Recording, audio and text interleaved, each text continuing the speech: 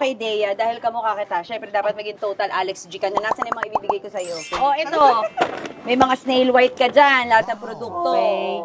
May Chef Ives Paragis. Oh, dito. Parang ayun yung nilalive mo, di ba? Oo. Iberry kasi di ba sa lagi tayong ano. Uy, hindi, effective to kasi sa mata, mamigay ka. Oo, kasi nag-ano. Sige. Nagtitwitch mata mo. At eto, yung aking business. Ay! Sisis.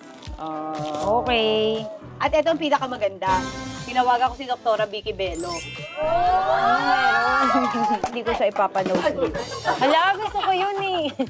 Bibigyan kita ng GCO, ng Bello. Pumunta ka sa Bello, tapos kahit anong pagawa mo.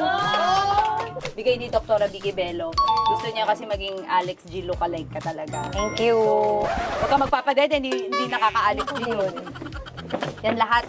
Sa'yo na yan. Okay. Tapos mag-ganito tayo. Uy, thank you so much sa iCore. Maraming salamat dahil na-experience ko ang maging isang BPO. Very welcoming dito. Kung ako sa inyo, mag-apply na kayo. Kahit wala mo. Uy, syempre ako yung referral nyo.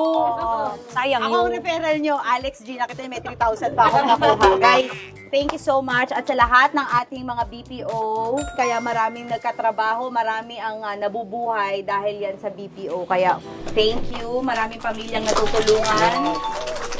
Ang ekonomiya natin tumataas dahil sa kanila. Nakikilala tayo sa buong Kaya thank mundo you sa lahat ng dahil BPO. galing Galing naman. naman sa kanyang lahat. And of course, kay Dea, salamat dahil proud ka sa mukha natin. Dito. So, yan, salamat. Thank you so much, iCore. Tsaka walang multo dito. Binibiro ko lang kayo. Thank you.